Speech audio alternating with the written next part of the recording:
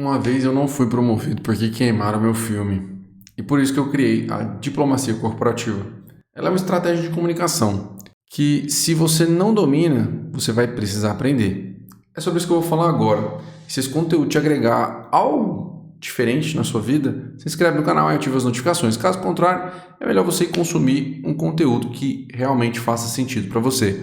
Se você caiu aqui de paraquedas, eu sou Gil, tenho mais de 15 anos no mundo corporativo e eu te ajudo a ser promovido a líder em qualquer empresa. Vou te contar a história.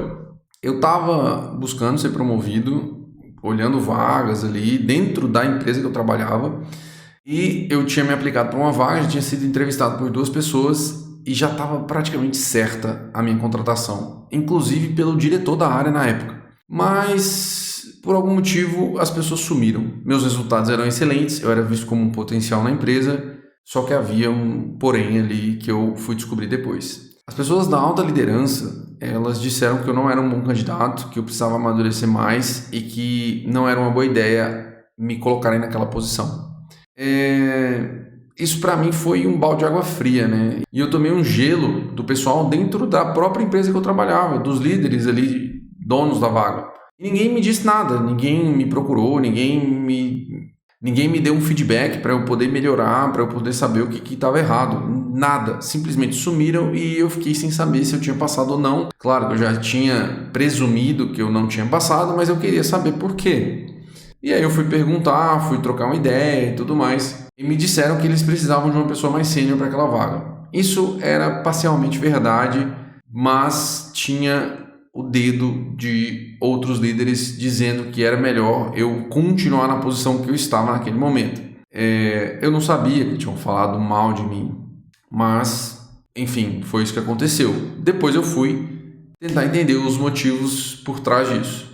E no final, eu acabei entendendo, porque eu sempre fui um pouco petulante. Eu não tinha cargo alto ainda, mas eu já tinha uma certa postura em que eu não abaixava a cabeça para algumas coisas. Ou seja, durante uma reunião eu peitava um gerente, sem medo. E principalmente quando eles falavam bobagem. Isso é uma postura muito errada se você quiser ser promovido. Antes de continuar, deixa eu te falar que nesse canal eu tenho um vídeo que eu falo sobre os 4 pilares da promoção para que você possa ser promovido para líder mais rápido. Eu vou deixar o link aqui na descrição para você assistir depois desse vídeo aqui. E aí, pessoal, o que aconteceu? Para os líderes mais sêniores da empresa, você precisa dar o benefício da dúvida para eles. Você vai dizer que vai olhar a opinião deles, vai considerar, mesmo que eles estejam falando bobagem. Muita gente vai falar assim, isso é engolir sapo, tal. Gente, as coisas são como elas são. A realidade é que aquela pessoa que está dando a opinião, ela tem um ego e que no final das contas esse ego dela é algo que foi construído por muito tempo. Ela é uma pessoa inteligente, ela não chegou ali à toa. E claramente você desconsiderar a opinião dela não é uma coisa boa a se fazer. É importante, mesmo que ela esteja falando bobagem, você falar assim, olha, eu vou dar uma olhada e depois a gente conversa. Ou amanhã eu te retorno, entende? Isso coloca você em uma posição de menos resistência. Principalmente se você é alguém mais novo na empresa ou se você acabou de ser promovido e está buscando crescer mais. Ou se você está buscando uma promoção e já está aí há algum tempo, você precisa atuar de uma forma mais política. E eu não estou falando de politicagem, eu estou falando de política, onde você precisa entender que algumas pessoas trabalham de formas diferentes. E se você peita essas pessoas diferentes, o pensamento que vai passar na cabeça dela é o seguinte, quem que essa pessoa está pensando que é? Chegou aqui ontem e já quer sentar na janela, digamos assim? É isso que passa na cabeça dessas pessoas. Por isso que é muito importante você entender como que funciona a dinâmica do corporativo. Eu não tenho paciência para isso. Então você está no lugar errado. Entendeu? Muita gente fica de mimimi com essas coisas dentro do corporativo. Mas é assim que funciona. E você não vai conseguir mudar esse sistema por dentro. Não tem como. Essas posturas, elas vêm de uma consolidação de muita coisa, é cultural. A empresa ela pode ser dos Estados Unidos, ela vai ser de uma forma. A empresa que é da Alemanha, ela vai ser de outra forma. A empresa que é do Brasil, ela vai ser de outra forma. Dependendo de onde você estiver, a cultura que está imersa na empresa, ela vai ser de alguma maneira. E eu vou te falar, no Brasil a gente importa muita coisa dos Estados Unidos. Então a cultura das empresas do Brasil, ela é muito dependente da cultura dos Estados Unidos. As coisas que acontecem aqui dentro. Você vê que o pessoal replica quase tudo que está lá. Por isso que é muito, muito importante você entender essa dinâmica e entender que o pensamento dessas pessoas são moldados dessa maneira. E quando eu percebi isso, eu entendi o que precisava ser feito.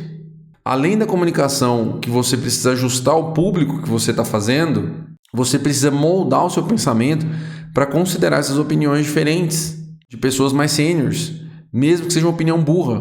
Isso ajuda, primeiro, a não inibir o pensamento. Por exemplo, se você nega o pensamento de um gerente já de cara, todo mundo que está ali que poderia contribuir para essa reunião vai ficar ressabiado de te falar alguma coisa, com medo de receber a mesma resposta, já que você está falando para um gerente que aquilo ali não vai dar certo. Então, depois, você pensa só, você vai falar para um diretor ou um CEO da empresa que o cara está errado de cara, que a opinião dele é ruim, você não vai fazer isso. Nem deve, entende? Por isso que é importante você considerar essa opinião das outras pessoas. E a diplomacia corporativa, você atua não só nisso, mas você começa a moldar o discurso. Como que o meu chefe se comporta? O que ele aceita mais receber como resposta? Como que outras lideranças se comportam? Tem gente, cara, que gosta de trabalhar sob pressão, gosta do que eu chamo de spotlight, gosta de coisas urgentes para que ela esteja sempre em evidência, não gosta de ficar, digamos assim, por baixo do arroz, entendeu? Ah, mas é importante ter visibilidade, é importante, mas enfim, será que essa é a melhor estratégia de você ficar trabalhando no limite da evidência ou transformar qualquer minor issue, agora eu estou sendo corporativo de novo, transformar qualquer pequeno probleminha em algo gigantesco? Faz sentido.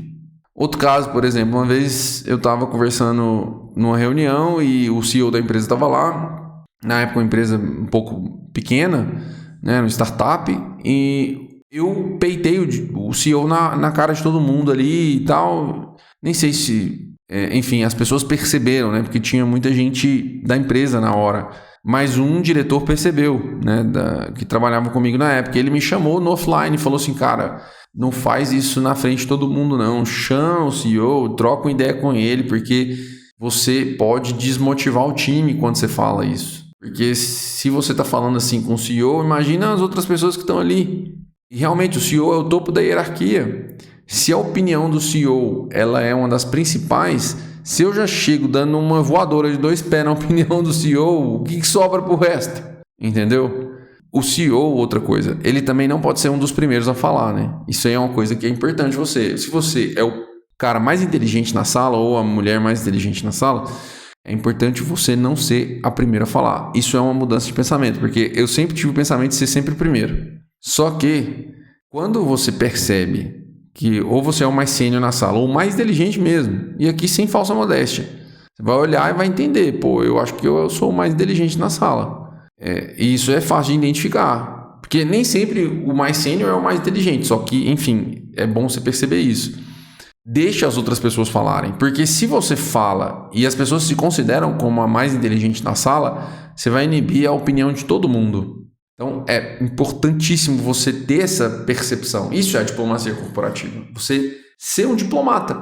Você entender como que você negocia entre as partes de uma forma em que vai ser um ganha-ganha. É claro, nem sempre vai ser possível agradar gregos e troianos, mas é possível sim chegar num comum acordo. E esse diretor que falou comigo para falar no offline, ele estava coberto de razão.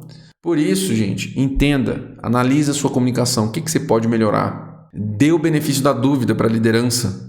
Não saia falando o que dá na sua cabeça sempre e responder a liderança de forma imediata. Leve 1 a 2 dias ali para você poder amadurecer as ideias, né? Ou dar um retorno para a pessoa. Caso contrário, você pode passar uma mensagem que você não quer. E assim você vai acabar perdendo uma oportunidade de ser promovido, como foi no meu caso. Perfeito? Tamo combinado? Te vejo no próximo vídeo.